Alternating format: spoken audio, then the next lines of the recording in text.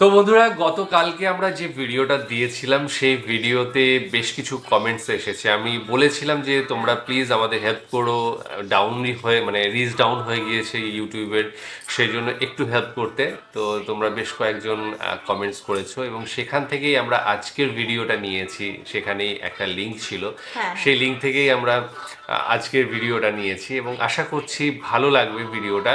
আর অসংখ্য ধন্যবাদ তোমরা যারা কমেন্টস করেছো, যারা লাইক করেছো। আরেকটা জিনিস, সেটা হচ্ছে যে বাংলাদেশ কিন্তু অস্ট্রেলিয়াকে হোয়াইট ওয়াশ করেছে ক্রিকেটে।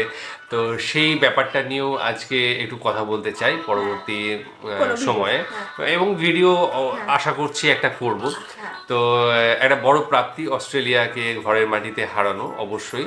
এবং সাথে সাথে আরেকটা যেটা জিনিস, আমি কিন্তু এর আগের ভিডিওতে বলেছিলাম, মানে এই পার্টের আগে, মানে বেশ কিছুদিন গ্যাপ পড়ে গিয়েছে, তো সেই গ্যাপের আগে আমি বলেছিলাম যে বাংলাদেশের কিন্তু এই যে ক্রিকেট ওয়ার্ল্ড কাপ খেলতে না আসাটা একটা শাপে বর হয়েছে। কারণ ওই সময়টাতেই বাংলাদেশ নিজেদের হ্যাঁ, টিমটাকে অনেক স্ট্রং করে স্ট্রং নিয়েছে। করেছে। তো যাই হোক, আজকের আমরা যে ভিডিওটা দেখব সেটা হচ্ছে ইসলামিক কোরআনের, একটা হ্যাঁ, ভিডিও, এবং 1000 বছরের যার, মুজিজা। হ্যাঁ, যেটা হচ্ছে টাইটেল হ্যাঁ, হাজার বছরের সুপ্ত মজেজা। তো হ্যাঁ, এই এই শিরোনামেই আজকের ভিডিওটা, এবং সেটা দেখব, একটু বড় ভিডিওটা এবার আশা করি। মুজিটা শব্দ নিয়ে আমার একটু মনে প্রশ্ন যাচ্ছে, তাহলে হ্যাঁ, চলো ভিডিওর মাধ্যম দিয়ে বুঝে যাওয়া যাক যে একদম মুজিজা শব্দের অর্থটা কি। মজেজা, যেটা হ্যাঁ, আমি শুনেছি, হ্যাঁ, আমার আছে ওটা, অনেক রকম মানে ভিডিওতে দেখেছি। তো যাই হোক, চলো আগে ভিডিওটা দেখে নিই, তারপরে আরো আমরা কথা বলবো। আমি আপনাদের একটি অলৌকিক ঘটনা দেখাবো যেটি আপনারা হয়তো এর আগে কখনো লক্ষ্যই করেননি। আল্লাহর পক্ষ থেকে পবিত্র কোরআনের আয়াতগুলো সুসজ্জিত করার ঘটনা। এই অলৌকিক ঘটনাটি এতটাই পরিষ্কার ও সুস্পষ্ট যে তা বোঝার জন্য শুধু এটি চোখে দেখলেই হবে। কোটি কোটি মানুষ পবিত্র কোরআন পড়ছেন এবং তা হিফজ করছেন, কিন্তু শতাব্দীর পর শতাব্দী ধরে পবিত্র কোরআনের এই তিনটি সংকলনে তেমন কেউই সেই প্যাটার্নগুলো লক্ষ্য করেননি। আজ আমরা দেখাবো পবিত্র কোরআন এর প্রতিটি বার্তায়, প্রতিটি পৃষ্ঠায়, প্রতিটি লাইনে, শব্দে, এমনকি প্রতিটি অক্ষরে কিভাবে একটি অলৌকিক গ্রন্থ হিসেবে বারংবার প্রমাণিত হয়েছে। আপনি কখনো এমন কোনো বই দেখেছেন যেখানে একাধিক পৃষ্ঠায় প্রতিটি লাইন একই অক্ষর দিয়ে শুরু হয়? এই মুশাফে প্রতিটি লাইন একই অক্ষর দিয়ে শুরু হয়। বিষয়টা নিয়ে একটু চিন্তা করে দেখুন। প্রতিটি পৃষ্ঠায় সমান সংখ্যক লাইন রয়েছে, প্রতিটি লাইন একই দৈর্ঘ্যের, এবং সেই লাইনগুলোর প্রত্যেকটা একই অক্ষর দিয়ে শুরু হয়। অথবা কোরআনের এই সংকলনটিতে প্রতিটি পৃষ্ঠায় একটি সাদৃশ্যপূর্ণ প্যাটার্ন রয়েছে। এই পৃষ্ঠায় প্রথম এবং শেষ লাইন একই অক্ষর দিয়ে শুরু হয়, দ্বিতীয় লাইন এবং শেষ থেকে দ্বিতীয় লাইনও একই অক্ষর দিয়ে শুরু হয়, উপর থেকে তৃতীয় লাইন এবং নিচ থেকে তৃতীয় লাইন আবারও একই। প্রতিটি লাইন এই নিয়মটি অনুসরণ করে, এবং আমরা দেখতে পাচ্ছি একই অলৌকিক ঘটনা প্রতিটি পৃষ্ঠায় পুনরাবৃত্তি হচ্ছে। এখন আপনারা যে মুশহাফটি দেখছেন, এটা হয়তো সবচেয়ে বেশি অবাক করার মতো। আজ আমরা বেশ চমৎকার কিছু বিষয় দেখিয়েছি যা আপনাদের ঈমানকে আরো সুদৃঢ় নতুন একটি স্তরে নিয়ে যাবে। ওকে। 1800 শতকের শেষ দিকে হাফিজ উসমান নুরি রহমতুল্লাহ আলাই নামক একজন ক্যালিগ্রাফার ছিলেন, যিনি নিজ হাতে 106 বার পুরো কোরআনকে লিখেছেন। জি, 106 বার। কিন্তু শুধু তার লেখা মুশহাফি তার রেখে যাওয়া সবচেয়ে বড় কীর্তি নয়, এটি ছিল তার লেখার ধরন বা শৈলী এবং পৃষ্ঠার গঠন, যা এখন বিশ্বের নানা দেশে গৃহীত হয়েছে। একদিন যখন পবিত্র কোরআনকে আরো একবার লিখতে গিয়ে তিনি নিজের কাছে একটি প্রশ্ন করেছিলেন, কোরআন লেখার সবচেয়ে ভালো উপায় কি? সেই সময় তার কাছে কোনো ধারণাই ছিল না যে তিনি একটি অলৌকিক বিষয় আবিষ্কার করতে চলেছেন। কিছু সময় পরে আল্লাহ তার হৃদয়ে একটি ধারণা দিয়ে অনুপ্রেরণা দেন। তিনি কোরআনের নিজস্ব মাপঝোপ ব্যবহার করে একটি মুশাফ লিখতে যাচ্ছিলেন। প্রতিটি লাইনের দৈর্ঘ্য নির্ধারণ করতে তিনি সবচেয়ে ছোট সূরা ব্যবহার করেছিলেন, সূরা আল কাউসার। সেই লাইনটিকে রেফারেন্স হিসেবে নিয়ে তিনি সিদ্ধান্ত নেন প্রতিটি লাইন ওই সূরার মতো দৈর্ঘ্য হবে। একটি পৃষ্ঠার দৈর্ঘ্য নির্ধারণের জন্য তিনি সবচেয়ে দীর্ঘ আয়াত নির্বাচন করেছিলেন, আয়াত আল মুদায়ানা, আর প্রতিটি পৃষ্ঠার দৈর্ঘ্য ওই আয়াতের দৈর্ঘ্য অনুযায়ী হবে, যা একটি সম্পূর্ণ পৃষ্ঠা। কিন্তু যখন তিনি লেখা শুরু করলেন, তিনি বিশ্বাসই করতে পারলেন না কিভাবে আয়াতগুলো এত সুন্দরভাবে মিলে গেল। তিনি যা দেখছিলেন তাতে তিনি অবাক হয়ে গেলেন। প্রতিটি পৃষ্ঠা শুরু হয়েছিল কোনো একটি পূর্ণ আয়াত দিয়ে, এবং পৃষ্ঠা শেষ হয়েছিল আরেকটি আয়াত শেষ করার মাধ্যমে। কোনো আয়াত কখনো পৃষ্ঠার ঠিক মাঝে বিভক্ত হয়নি। প্রতিটি পৃষ্ঠার সমাপ্তি হয়েছিল কোনো আয়াতের সমাপ্তির মাধ্যমে। আর পুরো কোরআন এইভাবে চলতে থাকে, 600 পৃষ্ঠা। এটা কি অদ্ভুত না যে আল্লাহ তাআলা নিজেই পবিত্র কোরআনে সঠিকভাবে লেখার উপায় কোরআনের মধ্যেই রেখে দিয়েছেন? যারাই এই বিষয়টি দেখেছেন তারাই অবাক হয়েছেন এবং অতি অল্প সময়ের মধ্যে এই লেখার ধরন ইসলামিক বিশ্বের মধ্যে ছড়িয়ে পড়ে। একটা বিষয় কল্পনা করুন, ধরুন এই পর্যন্ত লেখা প্রতিটি বই যদি আমরা একত্রিত করি, সেগুলোকে একটি কম্পিউটারে আপলোড করি, তারপর আমরা এআই কে প্রতিটি বই নতুন করে লিখতে বলি, কিন্তু সবচেয়ে ছোট অনুচ্ছেদটি একটি লাইনের জন্য মানদণ্ড হিসেবে ব্যবহার করি এবং সবচেয়ে দীর্ঘ অনুচ্ছেদটি একটি পৃষ্ঠার আকার হিসেবে ব্যবহার করি, আপনার কি মনে হয় এই বইগুলোর মধ্যে একটি বইও পবিত্র কোরআনের প্রতিটি পৃষ্ঠার সঙ্গে মিলে যেতে পারে? আমার সত্যি এটা মনে হয় না। এটি আবারও প্রমাণিত করে পবিত্র কোরআন আল্লাহ তাআলার বাণী, কারণ পবিত্র কোরআনের কাঠামো এতটাই সূক্ষ্ম, এটা মানুষের পক্ষে স্বইচ্ছায় ডিজাইন করা অসম্ভব। এছাড়াও নবী মুহাম্মদ সাল্লাল্লাহু আলাইহি ওয়াসাল্লাম নিরক্ষর ছিলেন, তিনি পড়তে বা লিখতে পারতেন না। এবং আরো বিস্ময়কর বিষয় হলো পবিত্র কোরআনের আয়াত এবং সূরাগুলি 23 বছর সময় নিয়ে অবতীর্ণ হয়েছিল, বিভিন্ন ঘটনার প্রতিক্রিয়া হিসেবে, আর সর্বদা নির্দিষ্ট কোনো সময়ে সব একসাথে নাজিল হয়নি। আরো বিস্ময়কর বিষয় হলো যে ক্রম অনুযায়ী সূরাগুলো অবতীর্ণ হয়েছে আর নবী সাল্লাল্লাহু আলাইহি ওয়াসাল্লাম তার সাহাবীদের যে ক্রম অনুযায়ী শেখাতেন তা সম্পূর্ণ আলাদা ছিল। যেহেতু তিনি নিজে এই কাঠামোর পরিকল্পনা করতে পারতেন না এবং আমরা যেহেতু কখনোই অন্য কোনো বইতে এমনটা দেখিনি, তাহলে স্পষ্ট যে এটি একটি অলৌকিক ঘটনা। পরবর্তীতে 1932 সালে বিখ্যাত তাফসীর স্কলার বদিউজ্জামান একই সংকলনে আরো লুকানো রহস্য আবিষ্কার করেন। তিনি লক্ষ্য করলেন যে মূল শব্দগুলি যেমন আল্লাহ, রব, রহমান, নবীদের নাম এবং অন্যান্য গুরুত্বপূর্ণ শব্দগুলো এমনভাবে সুসজ্জিত ছিল যা দেখে কখনোই অপরিকল্পিত মনে হয় না। কিছু কিছু ক্ষেত্রে তসবিতে গাঁথা পুঁতির মতো একই পৃষ্ঠায় সুসজ্জিত দেখা গেছে। কিছু শব্দ একে অপরের উপর পুরোপুরি মিলে গেছে যখন আপনি দুইটি মুখোমুখি পৃষ্ঠা একত্রিত করবেন। অন্যগুলো পৃষ্ঠার উভয় দিকে একে অপরের সঙ্গে পুরোপুরি মিলে গেছে। আসলে তিনি এমনভাবে একটি কোরআন লিখতে চেয়েছিলেন যাতে এই সাজসজ্জাগুলি স্পষ্টভাবে প্রকাশিত হয়, আর এখানে যা বেরিয়ে এলো তা ছিল পবিত্র কোরআনের আল্লাহ প্রদত্ত সজ্জিত রূপ। চলুন একবার ভালো করে দেখার চেষ্টা করি। দেখা যাক, পৃষ্ঠা 35-এ যাই। দেখুন কিভাবে রব মানে প্রভু শব্দটি, যা আল্লাহর দিকে ইঙ্গিত করে, 5 বার একে অপরের সাথে সাজানো হয়েছে। এখন চলুন পৃষ্ঠা 62 এবং 63-তে যাই। দেখুন পৃষ্ঠা 62-এ আল্লাহ শব্দটি 9 বার কিভাবে বিন্যাস হয়েছে। কি চমৎকার একটি প্যাটার্ন। এর বিপরীত পৃষ্ঠায় আবার একই ঘটনা ঘটছে, 9টি একটার নিচে আরেকটা সাজানো। পরপর পৃষ্ঠা উল্টাতে থাকলে দেখবেন সম্পূর্ণ কোরআন জুড়েই কেবল এই ভার্টিক্যাল অ্যালাইনমেন্ট, এই ঐশ্বরিক বিন্যাস আমরা আরো দেখতে পাবো। 259 পৃষ্ঠায় যাওয়া যাক। দেখুন এখানে রব শব্দটি কিভাবে এসেছে, একই পৃষ্ঠায় একটার উপর আরেকটা, এভাবে মোট 9 বার।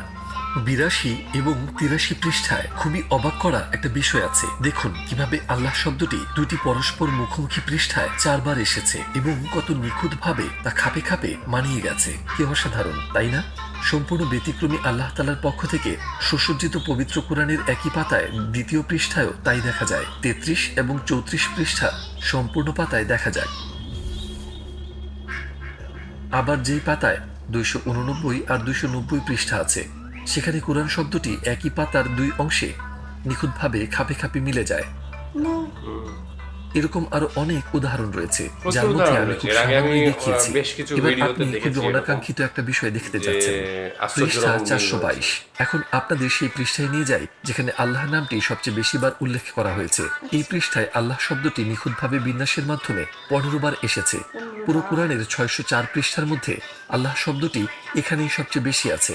আর আপনি কি জানেন কোন আয়াতটি এই পৃষ্ঠার নিচের দিক থেকে তৃতীয় লাইনে শুরু হয়েছে? ইয়া আইয়ুহাল্লাযীনা আমানু যিকুরুল্লাহা যিকরান কাসীরা। হে মুমিনগণ, তোমরা আল্লাহকে অধিক পরিমাণে স্মরণ করো। আল্লাহ তাআলা আমাদেরকে অধিক পরিমাণে তাকে স্মরণ করতে বলেছেন এবং এর সাথে তিনি তার নামও এই পৃষ্ঠায় সর্বাধিক উল্লেখ করেছেন, যা ঐশ্বরিক বিন্যাস সম্পর্কে কোরআনের আরেকটি অলৌকিকতা প্রদর্শন করে। বদিউজ্জামান, যিনি কোরআনের এই অলৌকিকতা আবিষ্কার করেছিলেন, তার মতে আল্লাহ শব্দটি কোরআনে 2806 বার এসেছে আর সবখানেই এইরকম ঐশ্বরিক বিন্যাস দেখা যায়। এছাড়াও রব শব্দটি 846 বার এসেছে, রহিম নামটি 220 বার, রহমান নামটি 156 বার এবং এর অনেকগুলোই আমরা আল্লাহ প্রদত্ত সুসজ্জিত করার বিষয়টি স্পষ্ট দেখতে পাই। আরেক সেট শব্দ এভাবে সাজানো লক্ষ্য করা যায়, সেগুলো হচ্ছে নবীদের নাম। উদাহরণস্বরূপ 327 পৃষ্ঠায় আমরা সুলাইমান আলাইহিস সালাম এবং দাউদ আলাইহিস সালামের নাম দেখতে পাই, ওয়া সুলাইমান, সুলাইমান, ওয়া সুলাইমান। এছাড়াও আরবিতে ওয়া মানে কিন্তু এবং এছাড়াও দাউদ এবং দাউদ, যেমন আপনি দেখতে পাচ্ছেন নামগুলো একটার নিচে আরেকটা সাজানো আছে। 449 পৃষ্ঠায় আমরা নবীদের নাম দেখি, ইসহাক আলাইহিস সালাম, মুসা আলাইহিস সালাম এবং হারুন আলাইহিস সালাম। আপনারা দেখতে পাচ্ছেন মুসা, হারুন এবং হারুন, ইসহাক এবং ইসহাক। দেখুন সবার কথাই এখানে 2 বার দেওয়া আছে এবং সবার নামই এখানে লম্বালম্বিভাবে সাজানো আছে। 19 নম্বর পৃষ্ঠায় ইব্রাহিম আলাইহিস সালামের নাম পরপর 3 বার একের উপর এক নিখুঁতভাবে সাজানো অবস্থায় এসেছে। যেমন দেখতে পাচ্ছেন ইব্রাহিম, ইব্রাহিম, হ্যাঁ, এবং আবারও ধর্মগ্রন্থ। ইব্রাহিম 235 পৃষ্ঠায় ইউসুফ আলাইহিসসালামের নাম 4 বার এসেছে এবং আবারও একইভাবে একটার নিচে আরেকটা দেখুন 4 বারই নিখুঁতভাবে সাজানো যার রয়েছে মুখ দিয়ে ইউসুফ ইউসুফ এসেছে ইউসুফ তার এবং কিন্তু আবার ইউসুফ। এখন যদি আমি শিক্ষাগত আপনাকে যোগ্যতা ইউসুফ সেরকম ছিল আলাইহিসসালামের না। সবচেয়ে পরিচিত গুণের কথা জিজ্ঞাসা করি, এক কথায় আপনি কি বলবেন? তার সৌন্দর্য, তাই না? যেই গুণের কথা আমরা সবচেয়ে বেশি উল্লেখ করি। 235 পৃষ্ঠায় যাওয়া যাক। এখানে 6 নম্বর লাইনে ইউসুফ শব্দটি এসেছে। এখন পৃষ্ঠা উল্টিয়ে দেখি আগের পৃষ্ঠার কোন শব্দটার সাথে এই শব্দটা একই জায়গায় মিলেছে। দেখতে পাচ্ছেন জামিল, যার অর্থ সুন্দর, অদ্ভুত, তাই না? আমরা এখানে এমন একটা বইয়ের কথা বলছি যেটা কিনা বিভিন্ন প্রেক্ষাপটে 23 বছর ধরে অবতীর্ণ হয়েছে। মাঝে মাঝে কোনো পরিস্থিতির অথবা কোনো প্রশ্নের সরাসরি উত্তর হিসেবেও কোনো আয়াত নাজিল হয়েছিল। তাই কেউ যদি দাবি করে কুরআন নবী সাল্লাল্লাহু আলাইহি ওয়াসাল্লাম লিখেছেন, নাউজুবিল্লাহ, তবে তার তো এইভাবে সাজানোর সময় পাবার কথা না। আমি কি বলতে চাচ্ছি তা আপনি তার জীবনী পড়লেই বুঝতে পারবেন। কখনো কখনো কোনো আয়াত নাজিল হয়েছিল মানুষদের উত্তর দেওয়ার 23 জন্য বা বছর কোনো ধরে ঘটনার যা প্রেক্ষিতে নাজিল বলা হয়েছিল। হয়েছিল সেইটা একবার লেখা। ভাবুন তো, যদি কোরআন। তিনি এই কথাটি না বলতেন বা একইভাবেই যদি না বলতেন, তাহলে কোরআনের সম্পূর্ণ বিভিন্ন গঠনশৈলী আয়াত নষ্ট হয়ে এসেছে যেত। একজন এই মানুষ বছর কি ধরে। বলবে তা নিয়ন্ত্রণ করতে পারলেও কিন্তু অন্য কেউ কি বলবে তা তার নিয়ন্ত্রণের বাইরে, এবং অবশ্যই তার সাথে কি কি ঘটবে সম্পূর্ণই তার নিয়ন্ত্রণের বাইরে। এর একমাত্র সম্ভাব্য ব্যাখ্যাই হচ্ছে এটা। এগুলো হলো আল্লাহর বাণী, যার কাছে অতীত, বর্তমান এবং ভবিষ্যৎ সবকিছুরই জ্ঞান আছে। পূর্বের উদাহরণের দিকে যাই।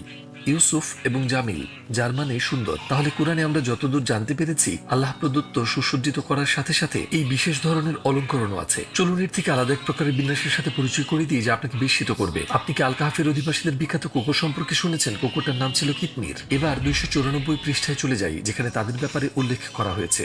এখানে 7ম লাইনের শেষে বলা হয়েছে ওয়াকাল বুহুম, যার অর্থ এবং তাদের কুকুর। কুকুরটার নাম কি ছিল? কিতমির, তাই না? এখন পাতা উল্টানো শুরু করুন। আমরা কত দূর যাব?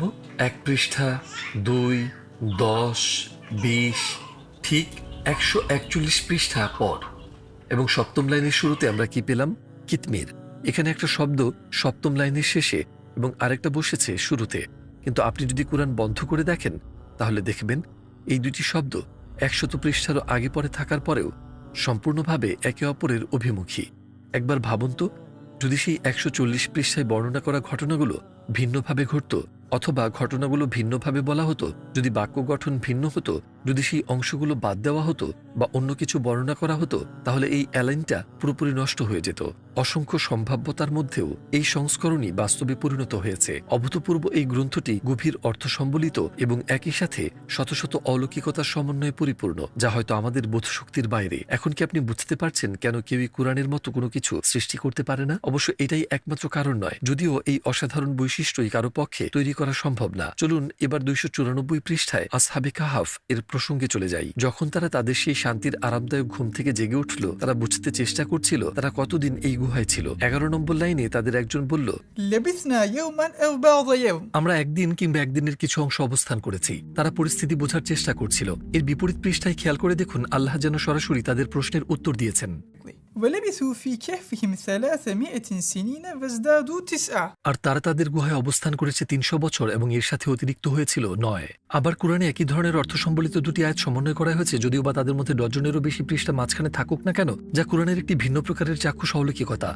উদাহরণস্বরূপ 342 পৃষ্ঠায় আমরা পড়ি, وأنزل من السماء ماء بقدر.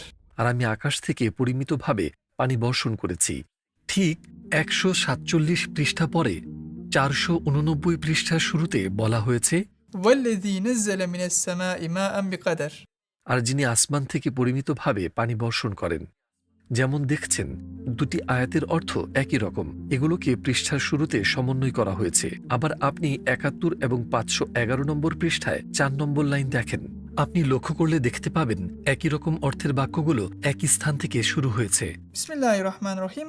يقولون بأفواههم ما ليس في قلوبهم. এবং আরেকটায় يقولون بألسنتهم ما ليس في قلوبهم.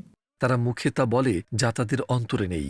এদের মধ্যে 440 পৃষ্ঠার থাকার পরেও একই প্যাটার্ন 112 এবং 286 পৃষ্ঠা তুলনা করলে পাওয়া যায়। নিচের দিক থেকে 4র্থ লাইনে লেখা আছে, وابتغوا إليه الوسيلة.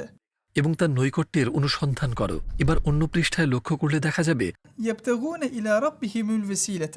তারা নিজেরাই তো তাদের রবের কাছে নৈকট্যের মাধ্যমে অনুসন্ধান করে যে। এখন 219 এবং 415 পৃষ্ঠা দেখা যাক। 2 পৃষ্ঠারই 3য় লাইনে আয়াত দুটিতে প্রায় একই শব্দ ব্যবহার করে শুরু করা হয়েছে। استعوذ بالله ولو شاء ربك لآمن من في الأرض كلهم جميعا আর যদি তোমার রব চাইতেন তবে জমিনের সকলেই ঈমান আনত। এখানেও দুটি পৃষ্ঠাতেই তৃতীয় লাইনের আয়াতগুলোর অর্থ প্রায় একই। استعوذ بالله ولو شئنا لآتينا كل نفس هداها আর যদি আমি ইচ্ছা করতাম তাহলে প্রত্যেক ব্যক্তিকে তার হিদায়াত দান করতাম। যেমন এই আয়াতগুলোতে বলা হয়েছে মানুষের ঈমান আল্লাহর প্রয়োজন নেই, বরং আমাদের নিজের জন্যেই ঈমান প্রয়োজন। তিনি যদি চাইতেন কোনোরকম স্পষ্ট প্রমাণ ছাড়াই আমাদেরকে ঈমান আনতে আদেশ দিতে পারতেন, কিন্তু তারপরেও তিনি আমাদেরকে এমন অগণিত নিদর্শন দিয়ে রেখেছেন যাতে আমরা ঈমান আনি এবং আমাদের পরকাল রক্ষা করতে পারি। যে কোরআনের কপিটির কথা আমরা বলছি এটি তিনটি প্রধান ঐশ্বরিকভাবে সমন্বিত কোরআনগুলোর মধ্যে একটা। যেমন আমি আগে উল্লেখ করেছি এমন আরও দুটো আছে এবং প্রত্যেকটারই তার নিজস্ব এক অনন্যতা রয়েছে, কিন্তু সেগুলোকে নিয়ে এটার মতো এত বিস্তারিতভাবে পড়াশোনা করা হয়নি। তাই আমরা এখনো জানি না সেগুলো আমাদের জন্য কি বিষয় নিয়ে অপেক্ষা করছে, অথবা আরও কতগুলো এমন ঐশ্বরিক বিন্যাস সম্বলিত কোরআন আবিষ্কৃত হবার অপেক্ষায় আছে। চলুন এবার আমরা চট করে দেখে আসি সেগুলোর মধ্যে একটা কোরআন কিভাবে লেখা হয়েছিল। অটোম্যান যুগের আরেকজন পণ্ডিত হাফিজ হুনসারি তিনি একবার নবী মুহাম্মদ সাল্লাল্লাহু আলাইহি ওয়াসাল্লামকে তার স্বপ্নে দেখলেন। তখন পর্যন্ত তিনিও হাতে কোরআন লিখছিলেন। স্বপ্নে নবী মুহাম্মদ সাল্লাল্লাহু আলাইহি ওয়াসাল্লামকে তিনি তার কাজের কথা বললেন এবং একটা আধ্যাত্মিক উপহার চাইলেন। নবী করিম সাল্লাল্লাহু আলাইহি ওয়াসাল্লাম তার এই অনুরোধ রাখলেন এবং তাকে দেখালেন কোরআন লেখার ভিন্ন একটি উপায়। তার এই নির্দেশাবলী অনুসরণ করে তিনি প্রত্যেক পৃষ্ঠা 11 লাইন করে লিখলেন। এর ফলাফল হয়েছিল চমকপ্রদ। এই কোরআনের প্রত্যেক পৃষ্ঠা লাইনের প্রথম অক্ষরগুলো একটা নিখুঁত প্যাটার্ন অনুসরণ করে। উদাহরণস্বরূপ প্রথম লাইনটা যদি ফা হরফ দিয়ে শুরু হয় তাহলে শেষের লাইনও ফা হরফ দিয়ে শুরু হবে। দ্বিতীয় লাইন যদি আলিফ দিয়ে শুরু হয় তাহলে নিচের দিক দিয়ে দ্বিতীয় লাইনও আলিফ দিয়ে শুরু হবে। তৃতীয় লাইন এবং নিচের দিক দিয়ে তৃতীয় লাইনও একই প্যাটার্ন অনুসরণ করে, লাম লাম। চতুর্থ লাইনও লাম দিয়ে শুরু হয়, নিচের দিক দিয়ে চতুর্থ লাইনও তাই লাম দিয়ে শুরু হয়। পঞ্চম লাইন শুরু হয় আলিফ দিয়ে, নিচের দিক থেকে পঞ্চম লাইনও আলিফ দিয়ে শুরু হয়। সম্পূর্ণ কোরআন জুড়েই এই ভারসাম্য খুঁজে পাওয়া যায়। পৃষ্ঠার পর পৃষ্ঠা, লাইনের পর লাইন এই প্যাটার্ন অনুসরণ করেছে, আপনি যেই পৃষ্ঠাতেই যান না কেন। তৃতীয় ঐশ্বরিক বিন্যাস সম্বলিত কোরআন পাকিস্তানের লাহোর থেকে আমাদের কাছে এসেছে। এটার নাম কুরআন মজিদ আলফি। সে সময় এটা সম্পূর্ণ হতে 12 বছর লেগেছিল। যেই পণ্ডিত এটা লিখেছিলেন তিনি ক্রমাগত রোজা রাখতেন। এটার প্রত্যেক পৃষ্ঠায় 21টা লাইন আছে, যেমনটা দেখছেন প্রত্যেকটা লাইন আলিফ হরফ দিয়ে শুরু হয়েছে। আপনি যেই পৃষ্ঠাতেই যান না কেন সবখানেই একই ব্যাপার দেখতে পারবেন। সম্পূর্ণ মুসাহাফটিতে 221টি পৃষ্ঠা আছে। হাফিজ হানসারি স্টাইলে লেখা মুসাহাফের মতো এই মুসাহাফটির অনন্য ডিজাইন আর অন্য কোনো বইয়ে পাওয়া যাবে না। আর যেমন দেখতে পাচ্ছেন আল্লাহ তাআলা তার বাণীকে এই তিনটি অবিশ্বাস্য দৃশ্যমান কাঠামোর সাথেই সামঞ্জস্যপূর্ণ করে দিয়েছেন, যা সন্দেহের আর কোনো অবকাশই রাখে না। কিন্তু যদি আমি আপনাদের বলি যে এগুলোই শেষ নয়, এখন আমি আপনাদেরকে এমন অলৌকিক বিষয় দেখাবো যা এই সৌন্দর্যকে একটি ভিন্ন মাত্রায় নিয়ে যাবে। এমনকি কোরআনে কিছু শব্দের পুনরাবৃত্তির সংখ্যাও একটি অলৌকিকতা প্রকাশ করে। উদাহরণস্বরূপ ইয়াউম শব্দটির অর্থ দিন, যা কোরআনে ঠিক 365 বার এসেছে। স্পষ্টতই এটা একটি বছরে দিনের সংখ্যার দিকে নির্দেশ করে। সাহার শব্দটির অর্থ মাস, যা কোরআনে ঠিক 12 বার এসেছে, পুরো বছরের মাসের সংখ্যার নির্দেশ করার মতো। মালাক শব্দটির অর্থ ফেরেশতা, এর বিপরীত হল শয়তান, দুটোই 88 বার এসেছে। আপনি এটা এআই দিয়ে পরীক্ষা করে দেখতে পারেন। সংখ্যাগুলো একদম একই। জান্নাত এবং জাহান্নাম দুটোই 77 বার এসেছে। রাজুল এবং ইমরা উভয়ই 24 বার করে এসেছে। আরেকটি উদাহরণ পবিত্র কোরআনে বলা হয়েছে অবশ্যই ঈসা আলাইহিস সালাম আল্লাহর দৃষ্টিতে আদম আলাইহিস সালামের মতোই। এই আয়াত দ্বারা বোঝানো হয়েছে দুজনকেই আল্লাহ বাবা ছাড়া সৃষ্টি করেছেন, তারা অন্য মানুষের থেকে আলাদা। মজার ব্যাপার হচ্ছে তাদের দুজনের নামই ঈসা এবং আদম কোরআনে 24 বার এসেছে। সমানভাবে তাদের নাম নেওয়া হয়েছে। এবার আপনাদেরকে সম্পূর্ণ ভিন্ন একটা উদাহরণ দেই। কোরআনে সবচেয়ে বড় সূরা সূরা আল বাকারায় 286টি আয়াত আছে। এই সূরাতে আল্লাহ শব্দটি 282 বার এসেছে এবং হুয়া সর্বনামটি এসেছে 4 বার, যার অর্থ তিনি। এখানে তিনি বলতে আল্লাহ তাআলাকেই বোঝানো হচ্ছে। দুটো যোগ করলে নিখুঁতভাবে হয় 286 বার, যা হুবহু সূরাটির আয়াত সংখ্যার সমান। অথবা সূরা আল নিসার কথা যদি ধরি, আল মায়েদা এবং সূরা আন নাম এই তিনটি সূরার মোট আয়াত সংখ্যা 464। বলুন তো কি ঘটল? আল্লাহর নাম এই তিনটি সূরায় ঠিক 464 বার এসেছে। এবার এর থেকেও বিস্ময়কর প্যাটার্নের ব্যাপারে বলি। প্রথম 5টা সূরা সূরা বাকারা থেকে শুরু করে আল ইমরান, আন নিসা, আল মাইদা এবং আন আম 2 থেকে 6 নম্বর অধ্যায়, এই গ্রুপে আল্লাহ নামটি যতবার এসেছে তা ঠিক পরবর্তী 5টি সূরার মোট সংখ্যার দ্বিগুণ। আল আরাফ, আল আনফাল, আত তাওবা, ইউনুস এবং হুদ, এবং আবারও এরকম চলতেই থাকে। দ্বিতীয় গ্রুপটিও ঠিক পরবর্তী 5টির দ্বিগুণ। ইউসুফ, রাদ, ইব্রাহিম, আল হিজর এবং আল নাহল।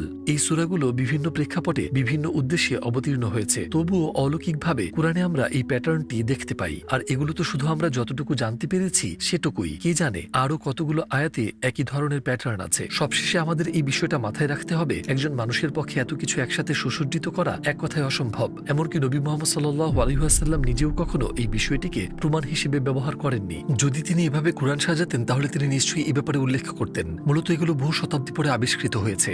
এছাড়াও কোরআনের বিষয়বস্তু অন্য যে কোনো বইয়ের মতো না। কোরআন আমাদের ঈমানি শিক্ষা দেয়, নবীদের কাহিনী বর্ণনা করে, এটি প্রজ্ঞায় পরিপূর্ণ। আমাদের জীবনে ঘটে যাওয়া ঘটনাগুলোকে কিভাবে গভীর দৃষ্টিভঙ্গি নিয়ে দেখতে হয় তা শেখায়। এবং এই পবিত্র কোরআন পরকাল, জান্নাত ও জাহান্নাম, পুরস্কার এবং শাস্তি সম্পর্কে আমাদের অবহিত করে। কখনো কখনো এটা ইতিহাসের গভীরেও প্রবেশ করে। কখনো কখনো এই বইটি ভবিষ্যতে আসন্ন ঘটনাগুলোর ব্যাপারে ভবিষ্যৎবাণী করে। এটি দার্শনিক সমস্যা সমাধান করে যা কোনো চিন্তাবিদ কখনো সমাধান করতে পারেনি। এটি আদর্শ অভিভাবক কিভাবে হতে হয় তা শেখায়। ব্যবসার জন্য গুরুত্বপূর্ণ নীতিমালা সম্পর্কে অবহিত করে। এটি চিকিৎসা ক্ষেত্রেও অসামান্য অন্তর্দৃষ্টি প্রদান করে। এই কোরআন ভাষা ও সাহিত্যের ক্ষেত্রে অভূতপূর্ব নিদর্শন দেখিয়েছে। এটি আইনের ক্ষেত্রে শক্তিশালী পরামর্শ দেয়, বিজ্ঞান সম্পর্কিত বিষয়গুলো তুলে ধরে। এটি শিক্ষাক্ষেত্রে এবং সমাজবিজ্ঞানেও আমাদেরকে মূল্যবান বিষয়ে শিক্ষা দেয়। আর এটা তো পুরো তালিকাও নয়। একজন মানুষ বড়জোর একটা বা দুইটা ক্ষেত্রে বিশেষজ্ঞ হতে পারে, কিন্তু কোরআন একটি অলৌকিক সাদৃশ্যপূর্ণ কাঠামোর মাধ্যমে সকল জ্ঞান ধারণ করে এবং তার বাণী মানুষের কাছে পৌঁছে দেয়। এর লাইনের মধ্যে গণিতবিদ্যা আছে, এর আয়াত প্রজ্ঞায় পরিপূর্ণ, এর বাকশৈলীতে শিল্প আছে, এর আয়াতসমূহ জ্ঞানমণ্ডিত এবং এর বাণীতে রয়েছে চিরন্তনতা। পবিত্র কোরআন একটি ঐশ্বরিক গ্রন্থ যা জীবনের প্রতিটি ক্ষেত্রে নির্দেশনা দিতে আসমান থেকে অবতীর্ণ হয়েছে। তো এমন একটি প্রজন্মের জন্য এটা পরিষ্কারভাবে একটা অলৌকিক দৃষ্টান্ত নয় কি, যারা বলে আমি আমার চোখে না দেখলে কিছুই বিশ্বাস করি না। আচ্ছা, এখানে যে সমস্ত মোজেজার কথা বলা হলো, আমি বেশ কিছু মোজেজা শুনেছি বা দেখেওছি ভিডিওতে। তাহলে কি হ্যাঁ, যে গাণিতিক? গাণিতিক বলে না, যে কোনো জিনিস যেটা মানে অবিশ্বাস্য একটা ব্যাপার, সেই ধরনগুলোকে মোজেজা বলা হচ্ছে। ঠিক আছে, মানে অলৌকিক অলৌকিক। যে যে ঘটনাগুলো। তো আমি ঠিক বললাম কিনা একটু কনফার্ম করো, কারণ আমারও সবসময় আমার যে তো ঠিক জানা হয় নেই। তা তো নয়। তবে কিছু অনুমান করে বলি। হ্যাঁ। তো সুতরাং আজকে যে মানে বক্তব্যটা দেখলাম, সেখানে গাণিতিক এবং জ্যামিতিক দুটোই একটা পুরো সমীকরণ দেখলাম, অঙ্কের গাণিতিক সমীকরণ এবং জ্যামিতিক দুটোরই। আর সত্যি কথা বলতে যে এই ধরনের মিল আমার মনে হয় না অন্য কোথাও পাওয়া যাবে। এবং সত্যি কথা বলতে 1400 বছর আগে একজন নিরক্ষর মানুষ, তিনি এইভাবে যে সাজিয়ে সাজিয়ে লিখতে পারবেন এবং সাথে সাথে তার মধ্যে গাণিতিক অর্থবহ বেশ কিছু সমীকরণ থাকবে, সেটা কিন্তু এটা আল্লাহর কখনোই অবদান ছাড়া সম্ভব না। কিছু হ্যাঁ, ঈশ্বর যদি না মানে করেন, সেটা কিন্তু তার অসম্ভব পক্ষে সম্ভব না। তিনি শুধু সাধারণ মানুষ বলে না, অসাধারণ গণিতজ্ঞ যদি হতো, ঠিক আছে, বা বিজ্ঞানীও যদি হতো, তাহলেও সেই কিন্তু সময়ে। সেই সময়ে এত কিছু কিন্তু এইভাবে এইভাবে সম্ভব। লিখতে পারতো না। ঠিক আছে, তো এই ব্যাপারটা অবশ্যই একটা অবিশ্বাস্য ব্যাপার। আবার এটা আরেকটা আসলে ঘটনা যেটা আমি জানি কিছুটা, সেটা হচ্ছে 24 বছর ধরে এই যে আয়াতগুলো এসেছিল, যার ফলে কোনো সময়ই সম্ভব নয় যে একটার সাথে আরেকটার মিল রেখে কিছু করব, সেই রাখাটা কিন্তু সম্ভব হবে না বা হয়নি।